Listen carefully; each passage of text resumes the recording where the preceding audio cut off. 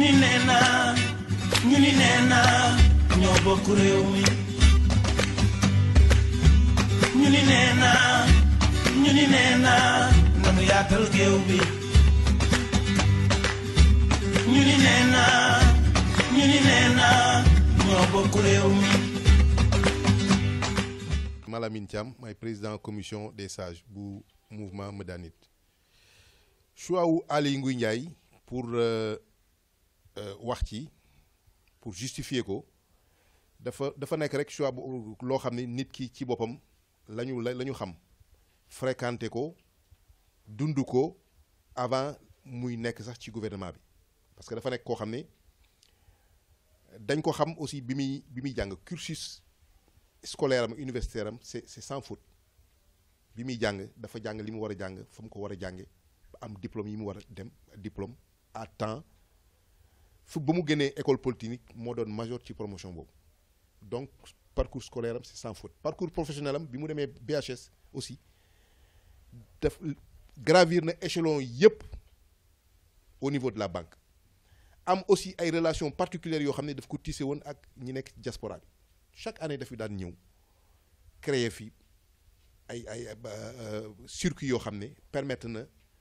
immigré yu bëri ñu am fi kër fii ci Italie waaw signé fi ay convention ak Banque de Sondrio mu nekkoon intermédiaire entre immigré yi ak Banque de l'Habitat ñu xool aussi ne moom aussi bi mu duggee aussi dans la politique aussi dafa nekk koo xam ne aussi il a un parcours boo xam ne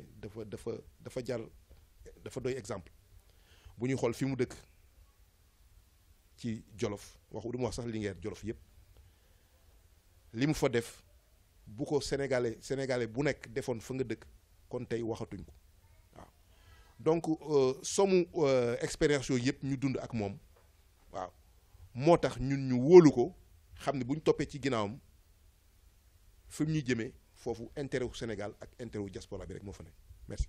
man maa ngi tudd Malick Niang bokk ci membre fondateur mouvement bi nga xam ne moo fi représenté Aly Ngouille Ndiaye ci ginnaaw Macky Sall man nag ñun ñoo bokk ci bureau bi man nag maa ngi représenté wu rek ci ginnaaw bureau bi laat nekk dugguma ci biir bureau bi parce que ñun ñooy charge yi ñi nga xam ne ñoo féete côté mag yi jiital xale yi su ko defee suñu fakastaloo ñu mën leen a jubanti voilà. maa ngi tudd Khadim Bar maa ngi secrétaire administratif bu mouvement Madanit derrière le président Macky Sall pour Aly Ngouille Ndiaye derrière le président Macky Sall mu ngi laaj pour kañ la ñu créer mouvement bi ñu ngi ko créer mu ngi tombé maintenant jour pour jour le 17 mars 2017 de l'année dernière quoi juste kon un an rek la defagum quoi bon un an yoo xamante ne nag tam riche d'événements quoi fu mu nekk nii ñu ngi ci activités yi bu baax waaw ñu ngi dox jéego yi li ñu ci war def yëpp ñu ngi ko def pour le moment dëgmal élection yi di ñëw pour le moment quoi foofu la ñu tollagum. maa ngi tudd Aminata Ndiaye nekk chargé de communication bu mouvement Medanit muy le mouvement de soutien de monsieur Aly Ngouille Ndiaye derrière monsieur le président de la République ñun nag suñu objectif rek mooy lutter ensemble et travailler ensemble gagner ensemble parce que tu ne peux rien faire dans le monde sans jigéen ñi donc jigéen ñi lu ñu deful seen loxo rek loolu day sooxe ce qui fait que on joue un rôle fondamental dans la politique et que yaakaar naa que suñu taxawaay dafa indispensable et que xam nañ ne ñun ñooy futur ak avenir lépp lu jëm ci politique ak développement gox donc suñu objectif principal daal mooy lutter ensemble gagner ensemble réélire ensemble président de la République monsieur Macky Sall. objectif bu mouvement bi du dara lu muy jàppale ci liggéeyu monsieur le ministre Aly Ngouille Ndiaye bi nga xam ne day liggéey ak son excellence le président Macky Sall. jàppale ko ci liggéey bu pour mu falaat le président Macky Sall dès le premier tour lors des échéances présidentielles de 2019 loolu mooy objectif principal u mouvement de soutien bi. maa ngi leen di nuyu yéen ñëpp man la Mame Maram nekk ci membre mouvement mouvement Madit bi nga xam mouvement bi nga xamante ni mooy Aly Ngouille mouvement diaspora bi nga xamante ni Aly Ngouille Ndiaye derrière son excellence monsieur le président Macky Sall.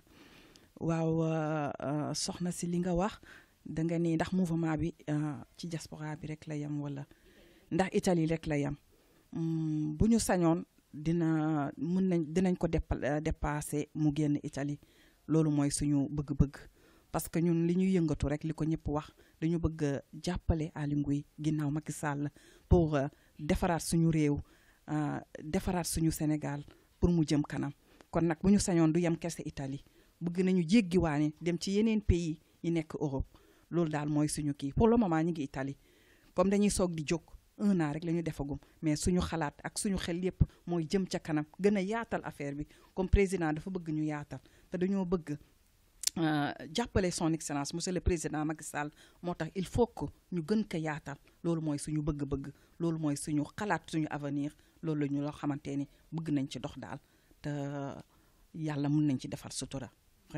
et puis du ñu yam foofu ñu ngi entendre aussi étendre tentacule yi gën a sori gën a dem di cotiser ñëpp nag parce que mouvement la boo xamante ni bu amul limite fenn sànq yaa ngi touché problème diaspora bi ku wax diaspora wax le monde de la diaspora du yam Italie kese quoi envisager nañ aussi ay yeneen démarches à l'extérieur en France ailleurs ay Europe du Nord et partout quand même dans l'Europe quoi et même en Afrique aussi noonu daal lañ ko envisager quoi donc mouvement la boo xamante ni vraiment nu ñu ko bëggee daal mu gën a avancer dem fu ñu mënti dem pour jéem a conquérir les cœurs des Sénégalais de l'extérieur pour en tout cas apporter seen adhésion ci mouvement bi dañ ko def quoi. salaamaaleykum donc man Alioune Ndiaye laa tudd alors bokk ci mouvement bi bon li am Sénégal moom am na yoo xamante ni nii su amee ci dëkk rek dañuy bàyyi justice def li nga xamante ni moom mooy yoon ku nekk mën nga commentaire nu mu la neexee mais parole bi yëpp doole mooy justice. donc ñun ñëpp dañuy bootu ci ginnaaw justice wóolu nañ leen ñoom lu ñu tranché rek ñu ànd ci loolu.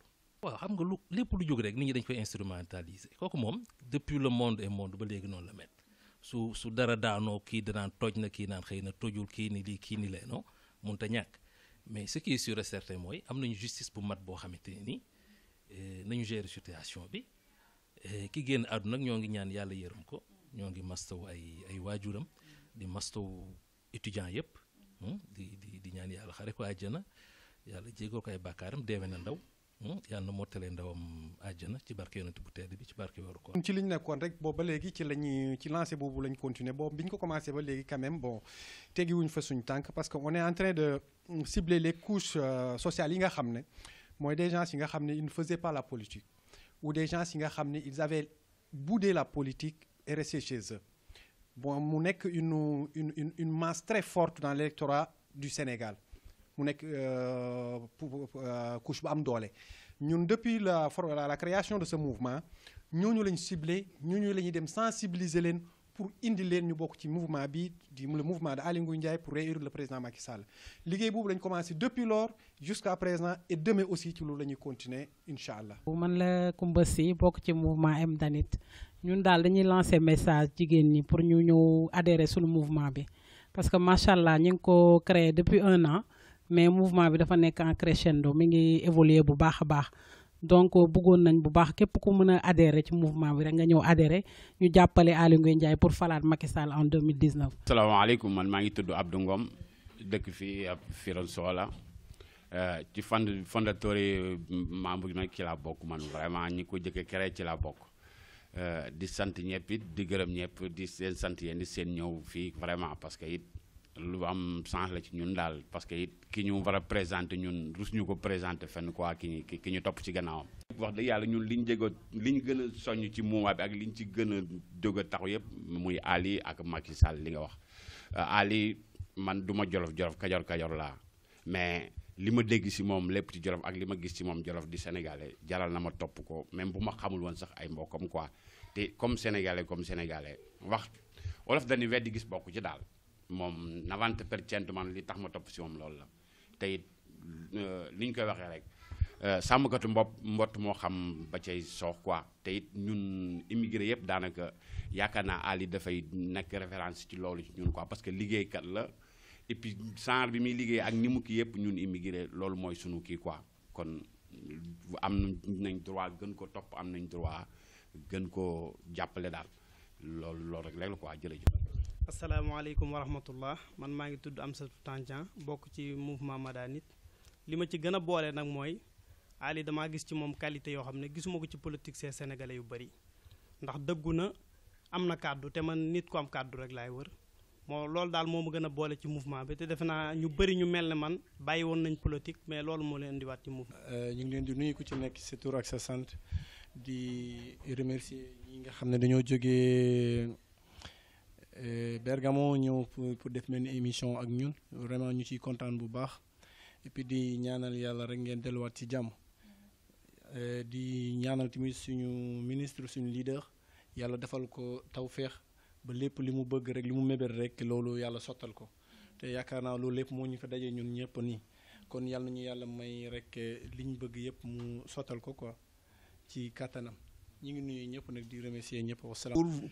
pour conclure rek dama bëgg insister rek sur le fait que ñun en tant que mouvement suñu objectif principal moom mooy massifier les consensus autour de la candidature du président Macky Sall fexe ba réélire ko dès le premier tour ci liggéey boobu nag dañ ci ànd ak APR parce que ñun mouvement de soutien la pour candidature Macky Sall APR président Macky Sall ñoom Macky Sall la ñuy soutenir donc ñun aussi ñun ak APR ñoo bokk objectif donc dañuy liggéey en marge xool zone yi nga xam ne APR amu fa doole wala présence am tax ko demee noonu ñu jéem a massifier foofu mais amul lu ñuy def amul activité bu ñuy dem te yëgaluñ ko waa APR demander leen ñu accompagner su APR aussi lépp lu muy organiser du nord au sud dinañ ñu ko yëgal ñun aussi dinañ def tout pour am fa une présence boo xam ne une présence majeure la notée remarquable et remarquée.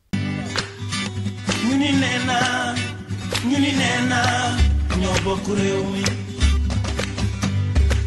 salaamaaleykum yéen ñi teewlu seen site internet Diaspora Vision ak Diaspora TV ñoo ngi leen di nuyu tey nag ñoo ngi fii Piacenza seet si woon fii ku ñuy wax Mayeta Ndiaye mooy coordonnateur mouvement bi nga xam ne mooy mouvement de la diaspora derrière Aly Ngouille Ndiaye pour le président Macky Sall dafa xaw a compliqué nag pour ma wax ko waaw balaa may commencé dina balu àq ñëpp ci koor gi di leen baal àq di ñaan koor gi bu mu nekk suñ mujj koor gi ubbi buntu xewal yëpp ubbil ñu ko ñun ñëpp surtout ñun ñu nekk ci diaspora bi yàlla defal ñu jàmm defal ñu sutura def ko ci suñ njaboot donc balaa ñuy commencé damay jox Mayeta Ndiaye mu présenté wu nuyoo balaa ñuy dugg ci waxtaan bi.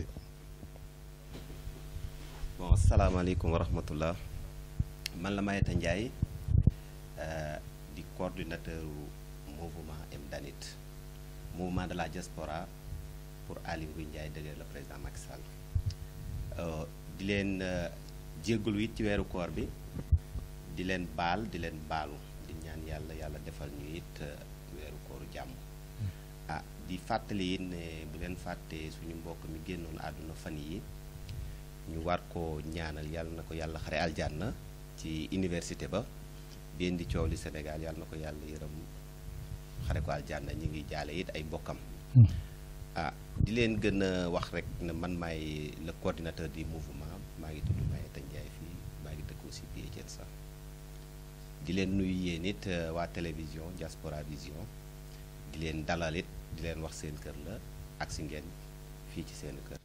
waaw Mayeta balaa ñuy li ñuy ubbee waxtaan bi rek mooy dama bëggoon brièvement nga présenter ma mouvement bi quoi mouvement bi lan moo ko tax a jóg. waaw bon loolu boo ma ci laajee dinaa ci mën a tontu ndax li ngay dox lu mat at bu la ci laajee tontu ci yomb na ndaxte gis nga ci ku nekk war ko mën a expliquer lu tax mouvement bi.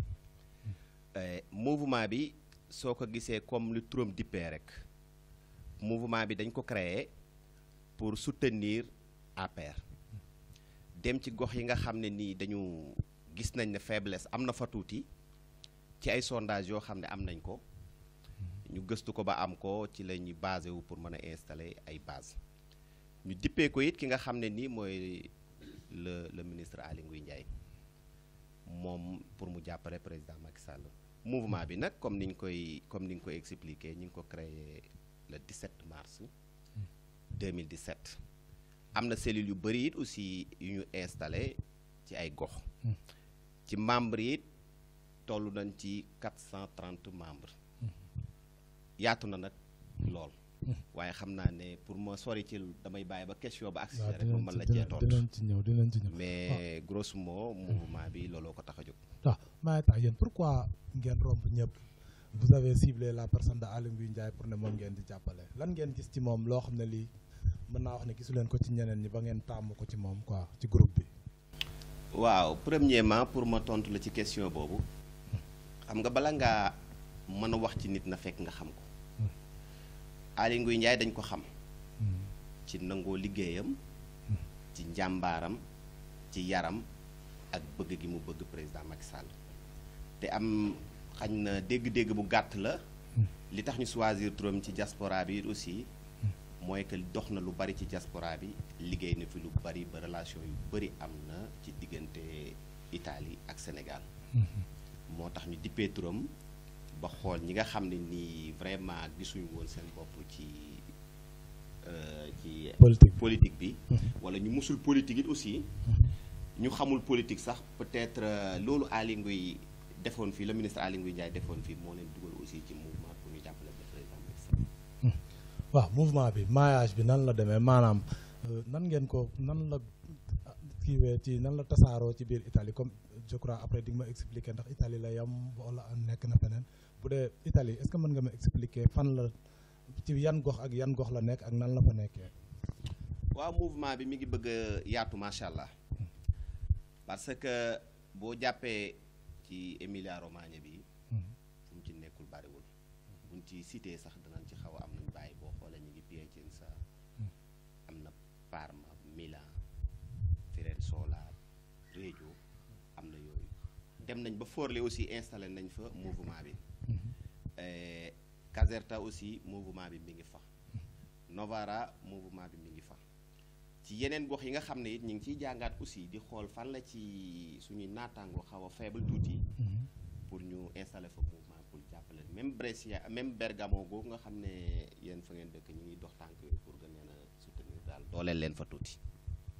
waaw li mu bëggoon xam mooy yéen comme politique rek moo leen tax a jóg parce que quoi qu'on dise vous faites de la politique pourquoi intégré wu leen DSE bi directement wala boog DSE bi da leen doyul li muy doxee doyu leen pourquoi vous n'avez pas directement intégré la DSE pour ànd ak ñoom liggéey comme yéen a bokk objectif aussi. non xam nga question boobu soo ma ko laajee. dinaa xaw a ree wala dama la koy delloo mais duma la ko delloo dama lay tontu. ayca moo ma gënal de. waaw parce que dañu yor mouvement. mouvement bi dafa am politique. am social. DSE nekk fi ngeen ñu créé ko muy direction des Sénégal de l'extérieur. donc bépp mouvement bépp parti politique bu jóg. war na la mën a accordeel pour nga mën a def pour nga mën a installer ci dëkk bi. te am na yaakaar na ñun bi ñu njëkkee jóg. suñu dossier ak suñuy lépp dem na ba ci le coordinateur national mu tamponné ñu ko jaar nañ consul général bi consulat. ñu tamponné def fa lépp lu ñu war a def moo tax ñu installé kon donc ñu ne waa DSE moom. jaar nañ fa direct. mais intégré wu leen ko mais est-ce que yéen a ngi collaborer di liggéey parce que gis nañ ne ñoom tamit c'est une structure boo xam ne bii structure à problème la il faut qu'on le dise wax naa ko bi ma invité seen coordonnateur bi semaine passée c'est une structure bu bëri problème est-ce que du yéen loolu moo leen tiital ba vraiment ngeen jël seen distance parce que gis naa ni yéen a bokk objectif mais ku nekk chacun fait son travail à part quoi. non loolu ci xalaat la rek. parce que ànd ak nit mënul weesu nga jël say documents yi jébbal ko mu autoriser la avant ngay dugg ci langue gi. kon donc xañ na nit ñi naan bëri na problème ñun gisuñ problème boobu. donc gis nga man gisuma problème boobu te ñun it gisuñ problème boobu. comme li ma la wax léegi rek. direction des Sénégal de l'extérieur. délégation excuse. jégalu. donc ñëpp la boot. bu fekkee man dama bëgg a ñëw ne man maa ko moom. mën na bëri problème. comme ñëpp a ko bokk nag. ñun ñi gis ne ñun bañ demee reconnaître nañ ñu defal nañ ñu lépp liy war ci ñun. donc pour ñun suñ conclusion daal mooy ñun amuñu ñoom benn. mais yéen a ngi collaborer daal ci. waaw parce que le coordinateur national. am na visite yu bari yoo xam ne su ko bala bu ko amee téléphone dina ma ci woo ñu waxtaan ci ba plateau bi nga mujjee woon a def ak moom sax envoyé na ma ko même pas 3 jours pour ma seetaan ko kon donc relation mënut a weesu loolu ndax boo ko demoon woo dina la jox sama numéro boo ma woo ma jox la numéro. waaw Maïta ñu gis ne seen mouvement bi créé ngeen ko ci kon circonstances yu xaw a metti fii surtout en Italie parce que gis nañ ne en Italie le président Macky Sall dafiy reculer fi reculer sur le plan de scrutin, nombre de votants day reculer à chaque fois. ñu gis ne yéen créé ngeen seen mouvement yow ban apport nga yaakaar ne mën ngeen ko indi ba changer donne bi maanaam ngeen jox président Macky Sall victoire fii Italie. waaw xam nga comme ni nga expliqué. mouvement moom. yaa fu fekkente ne dafa jóg pour jàppale président. fekkee ndam laa gën a yokk rek mouvement du sosu. bu mouvement sosoo rek xaj na faiblesse am na ci crise quoi. xaj na crise am na ci ñu yaakaar ne xaj na bu ñu doxee ci loolu yàlla mën nañu cee defal ndam. mais comme crise boobu ngay wax it. mën naa ko ci bañ a gis. mën naa ko ci bañ a gis am na il faut assumer. c'est parce que waaw vous avez vu que doxul ngeen créé dara pour pousse ko il faut assumer yow tamit. waa donc loolu laa lay wax parce que day am crise ak faiblesse buy am ci biir nit. xam nga crise comme ni ñu koy waxee crise moom. bu xasee ba dugg teeku sax dootu yomb. mais faiblesse nit ki mën na soutenir nit ki ba faiblesse am dañ. donc xaj na comme ni nga ko waxee ci mouvement bi. créé nañ ko ci ay kii yu xaw a difficile wala lii mais mouvement yaakaar am naa yaakaar ne sañuy dégg-dégg bu gàtt yàgg na fi. ci Sénégal. boo ko xoolee jamono yi Abdou Diouf yëpp amoon na ay mouvement kon donc mouvement du lu fi bees. yi ci ëpp nag ay dóor la mbaa seen bés bokk ci. waaw xam nga mouvement bu dóor mënut a àggat. waaw ndax yaa gis nga ne bi ñuy jubee élection bëri woon nay mouvement. waaw yow xam nga dara ndax yow yaa ngi ci presse bi. waaye mouvement bu toll fii jógee ba am at. am lim bu toll ci ay 430 personnes. di installé ciy gox. warul mën a nekk ay dóor. ndax la ko créé gëm-gëm la rek. ndax leader bi tax ñu di ko def. liggéey la gëm. yaram ak gëm Macky Sall. yéen ban stratégie nga yaakaar ne ba léegi daal bëgg naa nga wax ma yéen yow ban pexe ngeen yaakaar ne boo leen ko lalee di ngeen changer situation bi fii parce que jafe na de. non xam nga stratégie jarul guddal muy indi ay problème gis nga pour falaat le président Macky Sall. waxal lim def. xamal ko nit ñi. dem ci yéen ñi nga xam ne yéen lu baax yéen a ko defar lu yàqu yéen a ko yàq. ngeen wax leen li nga xam ne lii def na ko muy lu baax ngeen teg ci seen bët bu ngeen ko mënee wax ngeen wax ko nit ñi dégg ko. nit ñi problème boobu la ñu am parce que am na si ñu bëri ñoo xam ne xañ na peut-être gëj nañ sax Sénégal. wala xamul li président Macky Sall liggéey. donc nag à travers yéen aussi ñu di dañ leen di tàllal loxo yi.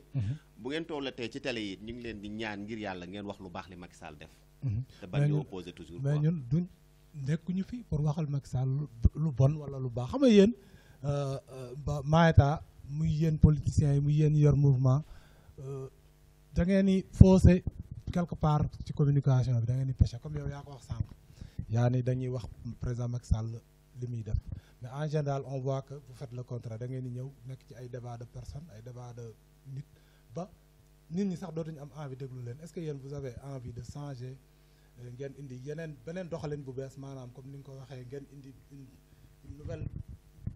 une nouvelle forme de faire la politique maanaam di wax li ngeen di def li ngeen di wax ba pare di wax li am daal loolu boo leen ko defee rek nit ñi gëm leen parce que vous avez bien fait de créer un mouvement parce que léegi politiciens yi gars yi dañu leen commencé wet léeg-léeg nga ñëw ci débat di wax problème mu nit ba fàtte président Macky Sall. mais suñu kaa ñun. suñu toogee ci programme mën nañoo wax ci ministre Aly Ngouille Ndiaye ba delloo si waat nit ñi réeroon ñi ci Macky Sall. ñun mën nañ cee wax nag xëy ci di wax ba suba. waaye lépp la ñuy waxee dañuy delloo si waat nit ñi ci président Macky Sall. li ngay expliquer pour nit ñi nag ne dañuy delloo si waat comme li ma lay expliquer léegi. waxtaan li nga xam ne nii lu baax li nit ki def te bañ ko def affaire opposition. te it bañ a jël politique bu njëkk di ko doxee. man sama bopp laa lay wax te loolu li nekk ci man mi ngi ci waa mouvement bi. man lépp lu may wax dama koy gëm. lu ma gëmul du ma ko wax parce que man li may def moom lu ma gëm lay doon. kon donc lépp loo xam ne nekkul ci man du ma ko wax. politique nag. commencé na ci suñ mag ñu baax ñi sax parce que bu njëkk sax. pour nga politique sa doom pour mu julli sax da nga koy naxee na ko boo jullee demal jànna. wala boo jullee am lii donc politique fi lañ ko fekk mais yàqu woon na. ci loolu nga wax li yàqu woon na waaye nag dañuy jéem a rattraper di wax dëgg gi. wax li fi nekk ci politique. pour rafetal ko pour nit ñi mën a ànd ak nit ñi ba dara du fi ñaaw daal. waaw Maeta seen mentor dénk nañ ko ministère boo xam ne bii mën nañoo wax ne du bu yomb c'est un ministère à problème est-ce que am na les épaules larges est-ce que am na comme ni ko italien les spalle pour vraiment gérer ministère bi ba jox résultat yi nga xam ne ñu ngi koy xaar ci moom. waaw xam nga ministère. biñ ko jox moo gën a ndaw ci liñ ko mas a jox. loolu nga yaakaar. li tax ma wax loolu. bi muy ñëw ci nguur. bi muy ñëw luñ ko njëkk a dénk mine industrie. lañ ko njëkk a dénk. énergie lu ko gënoon a bëri problème Sénégal yow xam nga dara. waaw ñu indil ñu woon plan tàkkal.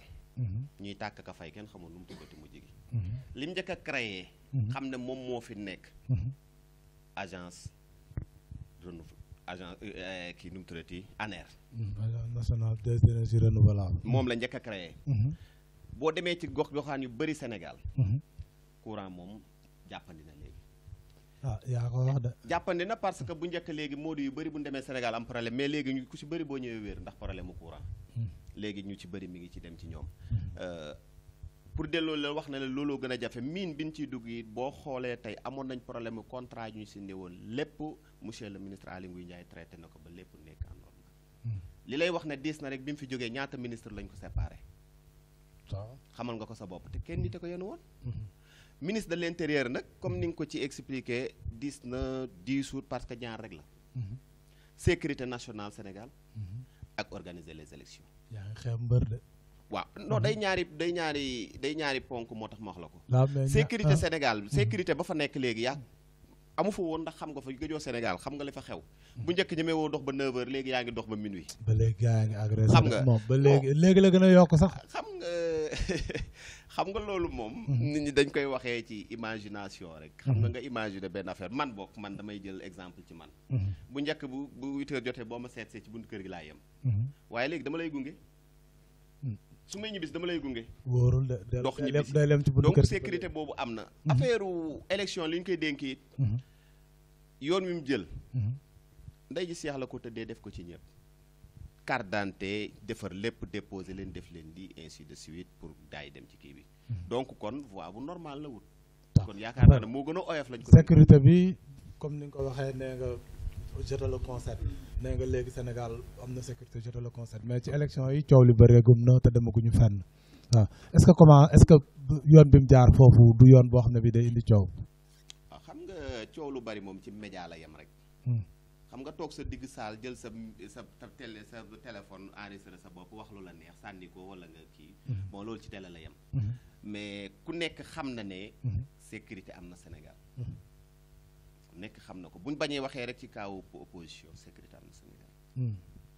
waaw monsieur Aly Ngouille Ndiaye en dehors muy nekk ministre il est le maire de Linguère te Linguère dafa am candidat ku déclaré au présidentiel muy monsieur Habib Sy d'ailleurs sax taxaw na Linguère na ko jox ma sama récépissé est-ce que vraiment amul une nouvelle donne boo xam ne bi dina jaxasewaat carte gi Linguère parce que gis nañ ne Jolof élection yi mujj sax le ministre Aly Ngouille Ndiaye am na fa ay vers les 87%. est-ce que vraiment élection yi ñuy jub si carte gi du jaxasoo trop parce que Habib Sy candidat déclaré aux élections présidentielles du ay caaxaan daal. non xam nga kenn du xeeb candidat wu kenn. du yoon candidature kenn du ko xeeb parce que ku ma respecté la it monsieur Habib Sy. maa ngi koy respecté di ko nuyu aussi. mais candidature wu Habib Sy bu ko neexee déposé ko. mais koo xam ne nii boo duggee ci référendum ñu dóor la ba ngay direeku. nga ñëw législatif ñu dóor la yow élection boo def ñu dóor la boo ñëwee samp sa ndënd si présidentielle it kenn du la wax dara mais moom leer na ko leer yàlla bu tëddee nelaw ba guddi it xam ne du am dara. non bokkul présidentielle beneen affaire la. waaw xam nga présidentielle c'est le rendez-vous avec le xam nga bokkul daal bokkul. waaw xam nga bu leen ko xeeb mën na changer donne bi pour man carrément Linguère. xam nga Linguère dafa am lu fa am te mosu fa am. Linguère bi monsieur le ministre di ànd ak président di liggéey ak moom la am Jolof léegi mosul am.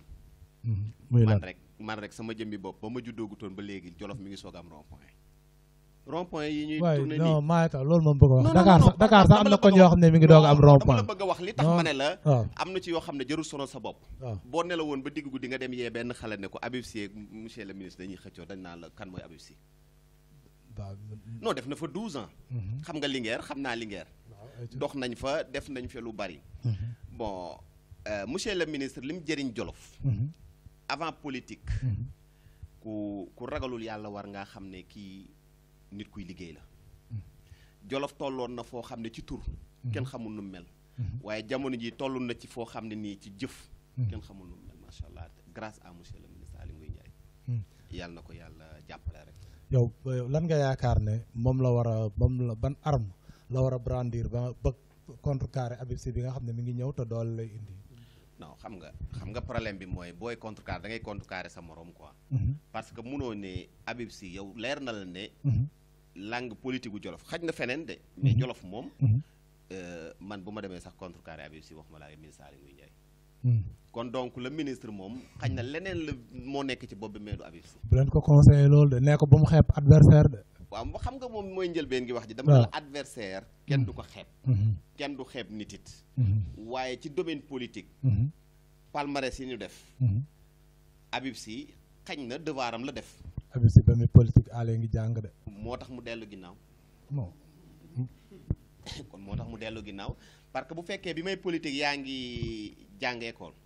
nga dem ba toll ci loo xam ne ni def nga sama gox loo xam ne man musuma koo gis ci sama Jolof. danaa ko nangu te yàlla tax. kon donc bu ko neexee nag déposé parce que comme neex moom noddu ci jumaa. waaye imaam moom bu ñëwee kenn lay doon. nii kan mais Aly. imaam moom benn lay doon mosoo gis ñuy taqale ñaari imaam ñuy jiite. déedéet noddu moom comme neex noddu moom. waaye benn imaam am. waaw Mayeta ñun à part ñuy def politique ñuy créer mouvement on vit dans la diaspora yéen seen mouvement bi ban taxawaay la mën a am vraiment pour améliorer conditions yi nga xam ne ñun ñi nga xam ne ñu ngi dund fii ci diaspora bi lan nga xalaat ne moom ngeen war a wax monsieur le ministre pour ñu améliorer ko parce que vraiment ñun ni ñor ko fii moom metti na ci ñun ñëpp ñii xëy ak ñi xëyul ci ñëpp la metti ban taxawaay ngeen war a am yéen ba jàppale gars yi nekk fii parce que neex na trop nag ngeen créer mouvement di léeg-léeg ngeen dajee waxtaan mais tamit vraiment nit ñi di ci sentir seen bopp tamit day tax ñu gën a sawar.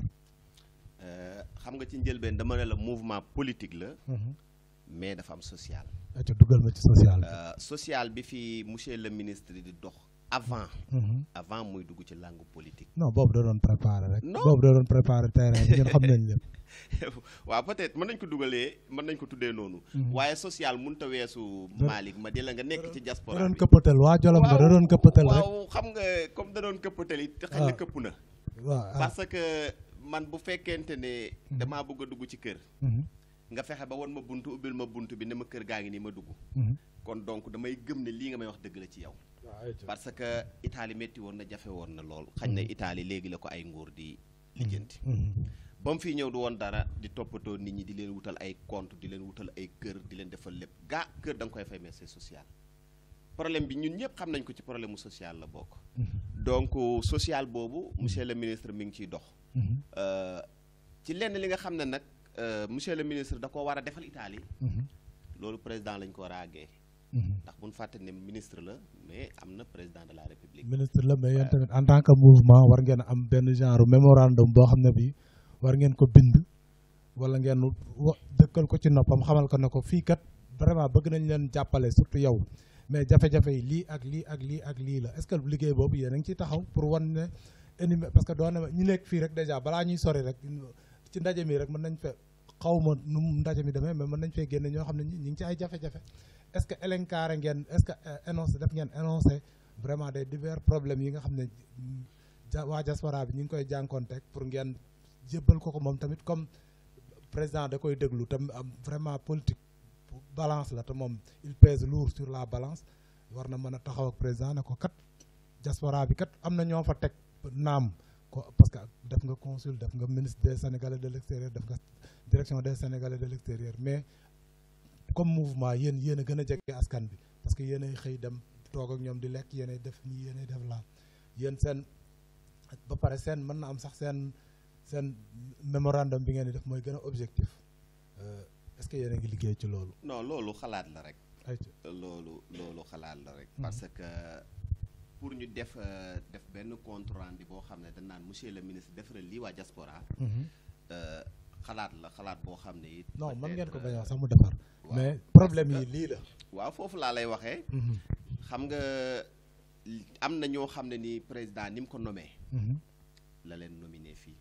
waaw pour lan. pour ñu koy rendre compte lu xew Italie. ak lu xew ci diaspora bi. donc ñun bu ne dañuy ñëw ne bind benn mémorandum expliqué ci président lii moo monsieur le ministre lii moo xew. wala problème yii la wala lii ngeen war a defee Italie. bu yàggee dañuy génn suñu domaine. ndaxte président ni mu ko nommé foofu. la nommé fi ay nit de. waaw fàtte loolu. loolu xam naa ko waaw ay dëgg la. kon am na ñu ko fi yoreel. suñu politique nag. am nañ droit déggoo li ma la wax. créer mouvement politique et social. politique et social boobu lan la. ci ginnaaw monsieur Aly Ngouille Ndiaye la ñu bootu. pour mën a ñi nga xam ne ni dañu bëgg Aly Ngouille Ndiaye te mu jaar ak ñoom ay béréb sàngam te ñoom gësuñ woon seen bopp ci politique wala mosuñu politique wala xamul luy politique. ñu fexe ba waxtaan ak ñoom ba ñëw renforcer le président Macky Sall. waaw ci loolu la ñuy yem. ndaxte Aly Ngouille du moom mooy defar diaspora bi. non du ko defar mais mu xam. luñ ko lu ko xam nga ci sa biir wax nee nga. ku jege Macky Sall la. waaw Macky Sall ñoom ñëpp ko jege. non non. déedéet non ñoom ñëpp ko jege mais ku nekk dafa am jege ak jege. non ñëpp a ko jege. ñëpp a ko jege parce que du jël benn ministre bu mu jël rek. xaj na sa am na fu mu xam sa compétent. ñëpp a ko jege. mais xaj na la muy liggéey dañ ko cee gën a ràññee moo tax nit ñi naan moo gën a jege Macky Sall. am na ñeneen ñuy liggéey peut-être dañoo feeñagul ci loolu moo tax ñuy wax mais Macky Sall ñoom ñëpp a ko jege. ñoom ñëpp a ko jege. waaw léegi ba léegi dañuy des ci politique demaat Sénégal. barki dem ba gis nañ ne Fallou Sène benn étudiant daanu na fa am na sax ñoo xam ne ñi ñu ngi demandé à ce que seen mentor ci boppam démissionné parce que nee nañ ñoom dañoo échoué ci seen rôle ban commentaire ngay def ci loolu. waaw xam nga Sénégal lu jóg rek. nit ñi profité ci. ñu ne Fallou Sène dañ ko rey ci grève. ñu ne na monsieur le ministre démissionné. parce que dañ ne mooy ministre de l'intérieur. xam nga étudiants yi koy wax. dañ leen war a génne foofu. lu tax parce que jàng jaruñuy jàng. lu tax ñan ñoo ko rey nee na ay gendarme lañ. mais gendarme ci ban corps la bokk. forces armées ministre des forces armées dafa am. mais nag yéen yor sécurité non attends parce que dañoo déclaré. dañoo ñaan pour ñu accompagner leen. bi leen di accompagner gendarme yi accompagner leen. autorisation bi ci ministère des forces armées lay jógee moo leen di autoriser moo leen def lépp. donc bu faay amee li ñu war a njëkk a déclarer loolu la ñu war a wax waaye ñun mënuñ ci sori parce que justice dafa am. mais la sécurité des étudiants ci sa mentor sa ndodd mentor la wékk. waaw xam la wékk de boo gisee ñu ne na dem looloo tax. xam nga wax ji léegi-léegi nga dégg sax mbir mu def la ay ree mooy li ma la wax. nañ bàyyi suñu justice def lu baax ba pare rek ñu xool fan lay fare benn. deuxièmement bu fekkente ne opposition dañ ne. bon rey nañ benn étudiant parce que gouvernement bi dafa war a démissionner Macky Sall ministre Aly Ngouille Ndiaye mais kii Balla Gaye bi ñu reyoon 2001 nguur gi dañoo démissionné woon. non démissionné woon mais. waaw mais pourquoi pas léegi occasion bii am ñëpp génn seen jóg toog seen saal rek di filmé wu naan nañ démissionné. c'est parce que xam nga. c'est parce que non parce que mooy c'est parce que. parce que il faut ñuy raisonner gis nga Sénégal il faut ñu bàyyi seen xel yi quoi. ne opposition bi nañ dem liggéeyi. nañ dem liggéey bu campagne jotee nañ toog ci campagne. mais nag bu ñu jàpp rek at yoo xam ne chaque jour ñu ñuy indil ay problèmes yu kenn xamul. mais yow ñiy wax ne sa mentor na démissionné loo leen tontu. mu dégg ko li ma la wax dama ne la ñàkk a xam la parce que dañ ne ministre de l'intérieur la. mais gendarme ministre des forces armées la bokk. dañoo waroon a génne ministre des forces armées na démission. mais xëy na mbaa forces armées dañoo ñëwoon pour en renfort rek. mais sécurité bi ça incombe à monsieur Aly Ngouille Ndiaye loolu ñooñu foofu la ñuy waxee peut-être. waaw mais ñan ñoo leen accompagner. militaire yi gendarme bu ko xëcc bu ko dëral tuuti quoi. gendarme la. waaw ñan ñoo yor enquête bi. gendarme yi. waaw léegi mais gendarme ak ministre des forces armées ak ministre de l'intérieur ban relation la ñu am. xanaa turu ministre bi rek. sa waay li ngay bañ nu nangu ko rek. non. xam nga boo duggee ci benn question ñu gañe la. nangul dañ laa gañe. xam nga nañ nangu na dañ ñoo gañe parce que man mënumaa jàpp ay étudiants. yuy def foofu par exemple 3 ans 4 ans. ne am xam nañ de ñu bëri ñu ngi def ay droit ñi ay scientifique lañ lu si nekk ma nga fa.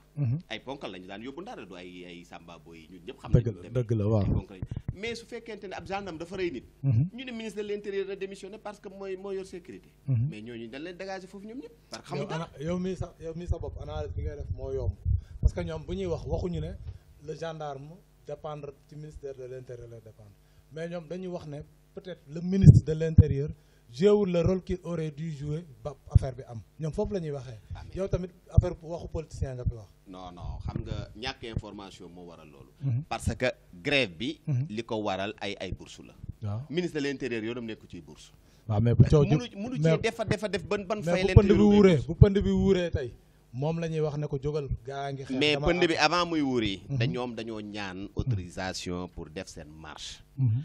kan ko ñaan moo boo seet la xañ na ci journal yi yëpp da nga ko ci gis ñu gendarme yi ñoo leen accompagner autoriser leen ñu def seen marche affaire ba am na gendarme moo lii moo laa wala gendarme moo res lii moo laa loolu affaire ministre de l'intérieur yoonam nekku ci la fa nekk mooy bu ñuy wax nañ wax affaire justice na dawal yoon Sénégal comme suñu justice buñ jógee ci loolu bu ñuy joxoñ baaraam nañ joxoñ ministre des forces armées mais non pas ministre de ñoom ñëpp lañ joxañ baaram ba pare tamit di leen wax ne leen vraiment bourse yi war nga leen ko wax ne leen bourse yi ba mu di tardé parce que vraiment nit ki amoo lu dul 36 000 ak 18 000 nañ bañ a soril affaire bi de trop quoi mu ñuy tardeel Ali du yorut ay bourse quoi non waxuma loolu message boobu jëmale ma ko ci Ali mais ñun suñ leader ma Ali la soo ñu bëggee joxoñ ne seen leader nag génn fii parce que suñ bi lii moo waral lii mais loolu ay wax yoo xam ne nii da ngay waaru la rek tegulul fenn parce que ministre de l'intérieur nga naan bourse yi dañ ñoo war a fay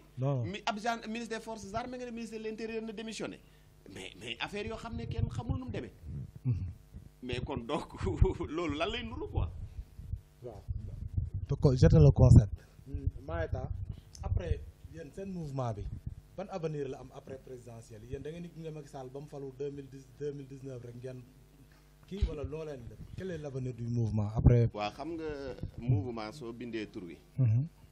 légaliser ko jaar fa nga war a jaar. bind mouvement de la diaspora pour Aly Ngouille Ndiaye derrière le président Macky Sall.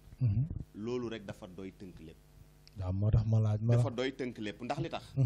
mooy dañoo nekk ci gannaaw. président Macky Sall waxuñ pour la réélection de 2019 de.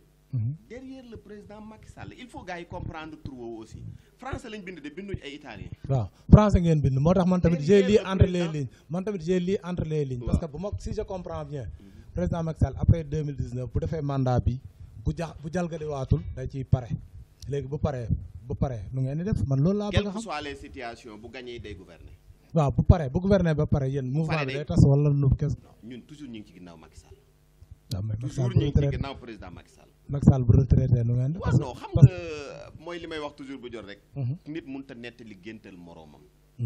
mais fi nga Macky Sall mi ngi fi ñu ngi ci ginnaaw Macky Sall. donc waroon nga ma wax nag Macky après Macky qu'est-ce que vous envisagez faire. non après c'est après mais dama ne la. fii ak le mouvement mi ngi tudd lii. toujours bu jot fii ak Macky Sall mi ngi fi ñu ngi ginnaaw Macky Sall. kon xam naa après da ngeen changer formule. non mën nañu bañ a changer formule. waaw Maïta gis nañ ne mouvement bi dafa am une diversité ñi ngi dëkk Dakar ñi dëkk Guédiawaye ñi dëkk ay Saalum ñi waa Sine ñi waa Kajoor xam nga est-ce que yéen wax ngeen ko yéen ñëpp ñi bokk ci mouvement bi ku nekk fa nga nekk ban rôle ngay jouer par exemple yow mi dëkk Jolof boo demee Jolof ban rôle ngay jouer ki dëkk Pikine lan lay def nan ngeen répartir tâches ba ku nekk bu demee ci goxam mu mën faa doxal la mu fa war a doxal. waaw xam nga ni nga ko expliquer la parce que diaspora moom. elle est plurielle. waaw dafa xaw a réel boo xam ne nii te yaatu na. jëluñ waa Linguère rek indi fii. ñëpp fi daje. ñu am it dëkk goo xam ne dafa rafet. avant sax politique. kon donc lii da koy gën a dolli rek. mais li nga xam ne nii tey ñii ñi nga dëkk Pikine. ñii ñi nga dëkk xañ na tey boo woowoon tey ku dëkk Pikine tey te Macky Sall def fa dara tey nga woo ko fii di ko wax ay waxi mouvement. danaan la saa waay tegal ci suuf. non waaw gars yi dañoo gëj Pikine rek mais. non par exemple xam nga Pikine nga wax ak feneen ak feneen. waaw non gars yi dañoo gëj Pikine. non par exemple Pikine am nañ ci cas boo xam ne nii mën na cee wax lu bari loo xam ne xam na ko. xam nga. dem nañ ci cas boo xam ne nii fii tey au niveau du Piétienza yu si bëree. dem nga kuul kenn mosu faa gañee APR mosu faa gañee. beneen kii mosu faa gañee fii. gars yi amul ku fa mas a gañee lu dul PDS seen adduna. avec le mouvement moo tax score bi mu fa am ren mosu ko. fan dellusi ci dëkk bi. bu nekk Sénégal et grâce au mouvement bi. naka la mouvement bi da ngeen a am ay nit yoo xam ne xam nga boo amee ay doom ñu nekk ci réew mi. ñu jàpp ci benn mouvement. mouvement boobu ñuy jàpp it ñi gis ne ñoom ñi ngi gestu seen ginnaaw dëkk wala nga dem tey seen dëkk mouvement boobu nit maanaam gouvernement bi gestu leen. donc boobu même boobu bootoo ci nit it lépp ci gouvernement bi la jëm. kon donc dañoo gis seen bopp ne loolu am na moo tax ñu mën a ànd ak mouvement bi liggéey. waaw Maïta fi ñuy jeexalee gis nañ ne yaa 1 mois wala même pas sax amoon na délégation bu fi ñëwoon Jibi le directeur Jibi Ndiaye jiite ko mu ñëwoon ngeen doon waxtaan est-ce que mën nga ñu tënkal quel a été l'objectif de la visite. waaw xam nga loolu moom bi muy ñëw ci ndigal la ñëwee. ndigalu kan. parce que bi muy ñëw. dañ doon def suñu lancement mouvement lañ doon def. mu ñëw. présenté wu si. toog waxtaan ak nit ñi. déglu li nit ñi di wax. te ci discours am xañ na amoo ko waaye dinaa la ko jox. ndax bi muy wax it général waxul ne waa mouvement de. def ne waa diaspora. kon donc moom boole na ca parti opposant ñëpp la boole. li ñuy dooleel bi ñu toogee bi ma koy wax na ko yéen li ngeen yore boobu samay naatangoo ñi ngi fi toog ñoom Pape Diop maa ngi leen nuyu de passage moom ak ñoom Fat Dipon ñuy waxtaan. amoon nay témoins yi fi nekk.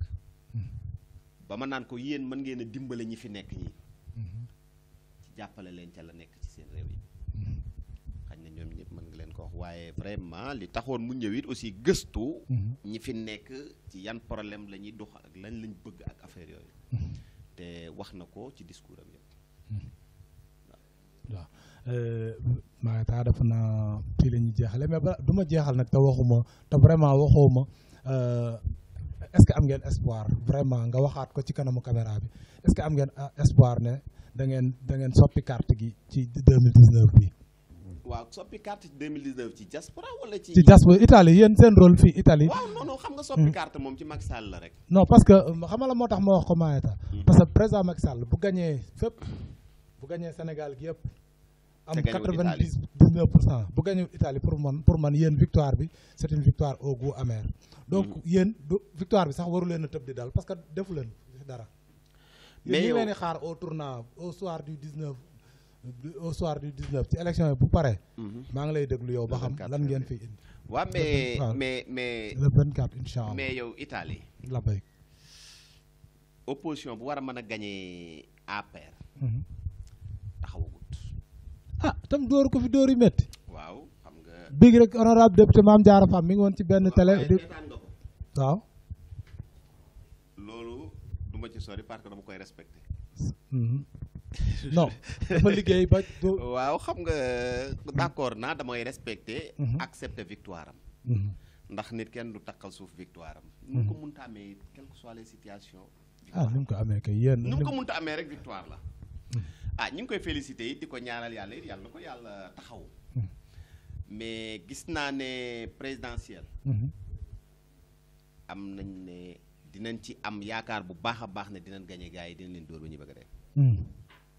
xanaa da ngeen di changer bureau de vote yi comme ni ngeen defoon parce que bépp bureau de vote yi ngeen doon layee. non xanaa bii da ngeen di beneen lay. xam nga bureau de vote. du dara.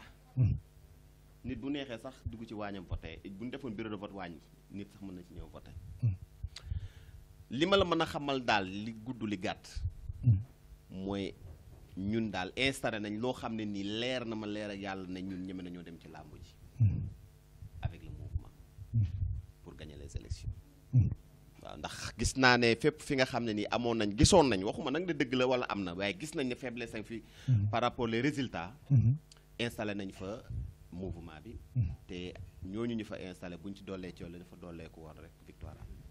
waaw dama la waxoon ne mooy question bu mujj bi mais tey moom bi mooy bu mujj bi. ba tey gis mën nañoo dem ba ci kanam. fan yële gis nañ benn vraiment benn audio la wala benn vidéo boo xam ne bii bu compromettant il faut ñu wax ko. nit ñi ne vraiment le ministre Aly Ngouille Ndiaye dafa créé benn kii mouvement jox leen ñun ne ñoom ñëpp nañ ku nekk joxe 5 euros ñu dem consulat ñu defal leen carte d'identité lan ngay tontu ci loolu. parce que audio boobu man bi ma ko dégloo vraiment dama amoon problème daal. parce que c'est compromettant c'est l'occasion nga leeral quoi. waaw xam nga nit. nit man pour man. bu ko neexee wax waaye nit ku nekk li ma wax sama njëlbeen rek man bala maa wax. damay wax lu ma leer. moo tax man sama gëm-gëm laay demee daal du ma wax lu ma gëmut du ma def lu ma gëmut. xam nga suñ ne joxe 5 euros pour ñu yóbbu la consulat nga defar carte d'identité. loolu yow boo ko dégloo ci say. te bés boobu yéen kese lañ ko jagleel. waaw xam nga yéen parandoo Aly Ngouille. xam nga yokkute la. xam nga yokkute la xam nga audio bi déglu naa ko créé wu ma ko. waaw xam nga déglu audio bi. waaw xam nga yokkute la ndax li tax ma ne la yokkute la mooy. nga créé mouvement même pas 1 an ñu lay taxal. loolu yokkute mënu koo weesu. bul fi politique. waaw non yokkute la parce que audio boobu ngay déglu ñun ñëpp déglu nañ ko dañ ne. dañuy waa kër Aly Ngouille Ndiaye day dem ci consulat bi la samedi pour defar ubbi consulat ba defar carte d'identité. xëy na boo ko déggee neneen mais nii laa ko déggee man. waaw ñàkk information mënut a weesu loolu. parce que son excellence. Rokhaya bi kii bi nekkee fii commission bi ñëwee. dafa préféré di leen bàyyi ñuy liggéey les samedis. pour ñuy inscrire. mais consulat bi seen wàllu bopp.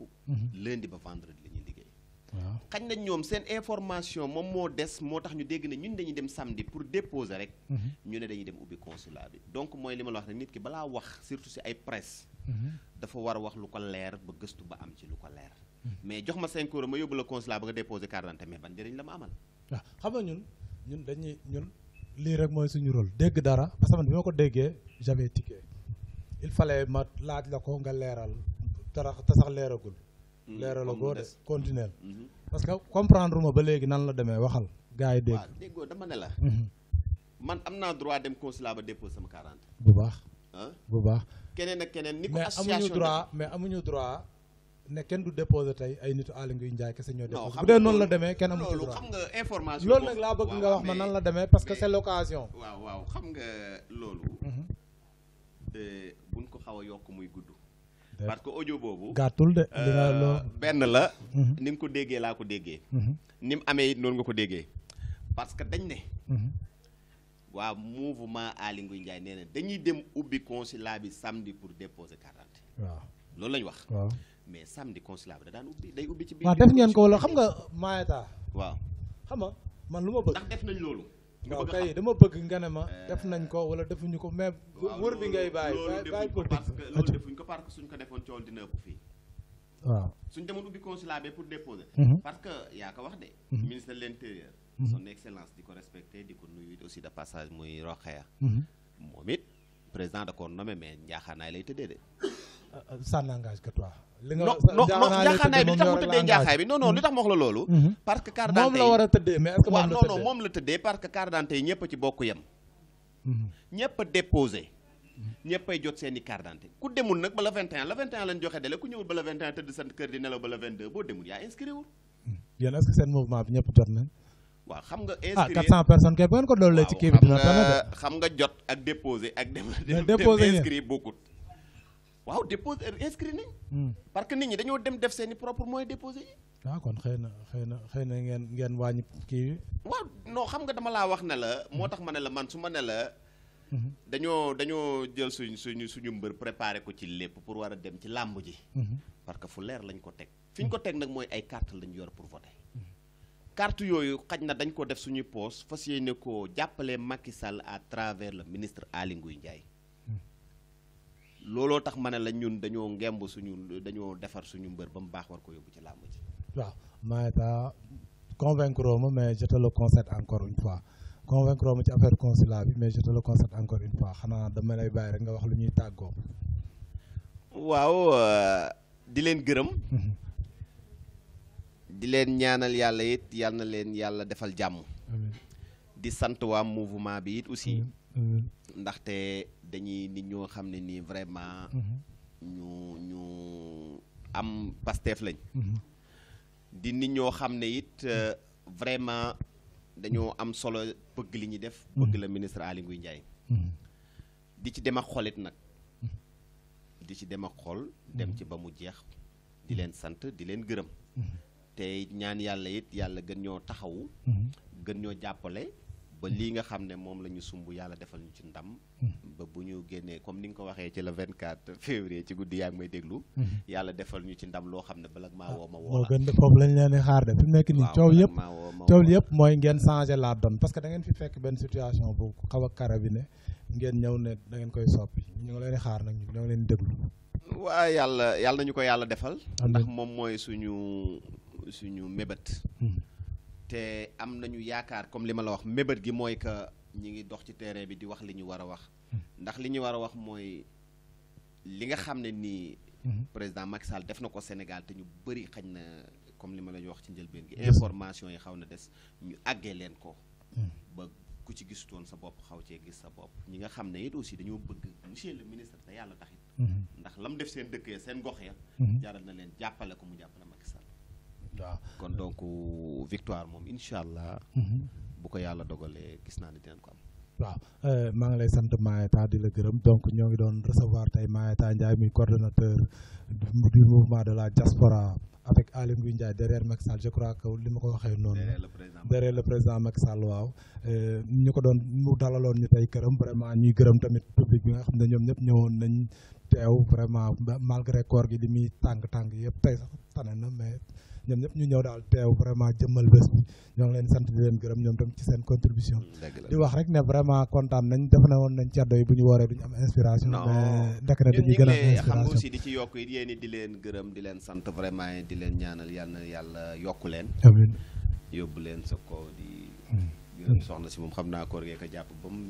sonn yoon bi ndax dafa sonn it fa mu jógee dafa sori waaw waaye vraiment ñu ngi leen di jaajëfal waaw di beral mention très bien mouvement bi parce que it aussi boo xoolee ba ñu ci bëri fu sori nii lañ koy doxalee nag réunion yu ci bëri ak fu ñu dem ndax sori la nit ñi di jógee am na solo bay Milan gis nga da nga leen di fekk toujours bi waaw am na solo li ma la wax rek volonté bi daal moom da cee am daal waaw ñoo ngi leen di ñaanal aussi résultat yi ngeen di séntu ngeen am ko ci may gërëm aussi Augustin Faye bi nekkoon ci technique bi ak Sophie Dior mi ñi nga xam ne moo doon réaliser yenn interview yi di gërëm ñëpp di leen jox dig daje beneen yoon incha allah jërë ngeen ñu ni nee naa ñoo bokk réew mi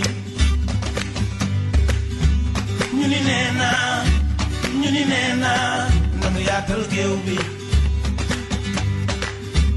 ñu ni nee naa ñoo bokk réew mi